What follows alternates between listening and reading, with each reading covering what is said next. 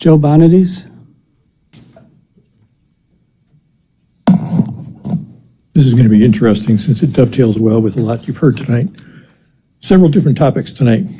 First, at the last board meeting, you purchased 5,900 Chromebooks as part of the one-to-one program you have with students.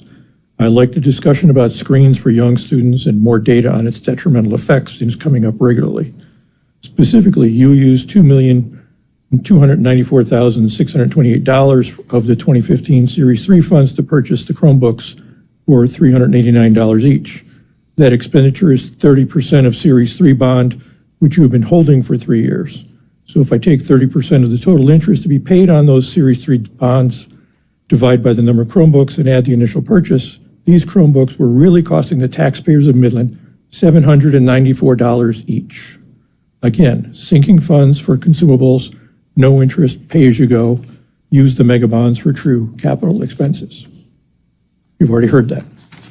Second, I liked the concept of building a new Northeast middle school next to the old one and then transitioning. Not the part about losing Northeast, that's another issue, but leveraging an existing building site. The board seems to be leading the charge on the one high school model. I actually agree with the concept since we have half the students, but not the implementation previously discussed. We do not need another school megaplex in a remote location with a new stadium and accessories.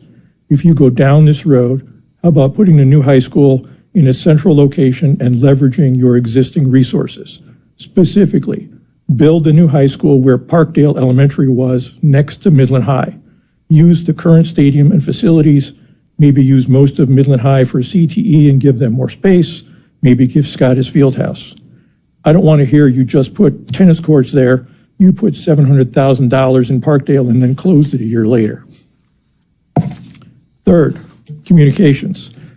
After hammering the board about what was going on with Fast Ice Robotics Center, the superintendent said that the board was fully informed about the status. The public wasn't, but you are. This is specifically for the robotics part of it.